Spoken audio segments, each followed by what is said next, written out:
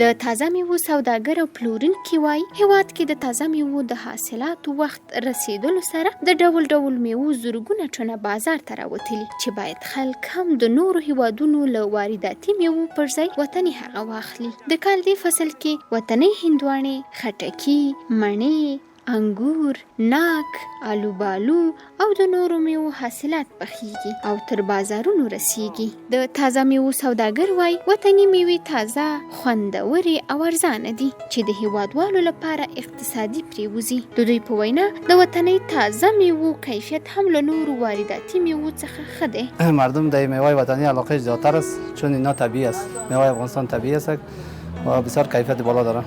دیگه میوه که از خارج میاد اینا کم ذره کیفیتش پایین‌تر است. عام خلک هم وایي چې وطني میوې خوندورې او ارزانه دي چې اخیستل یې دوی ته ډېر اقتصادي تمامېږي. د دوی په نظر د بزګرانو د زحمتونو د قدردانۍ او د هیواد د اقتصاد د پیاوړتیا لپاره هم وطني میوو ته لومړیتوب ورکوي. هڅه کوو، کوشش کوو چې خپل وطني تولیدات څخه استفاده وکړو او دا خپل هیواد ته ګټه ورسوي.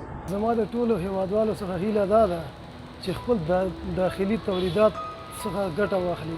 د کرهڼې او مالدارۍ وزارت وایي سږکال په هیواد کې تازه میوو حاصلات ښه دي او دوی کوشش کوي چې د کورني بازار ترڅنګ ورته په نړیواله کچه هم مارکیټ پیدا کړي. دغه وزارت اټکل کوي چې سږکال به د میوو حاصلات د تیر کال په پرتله زیات وي.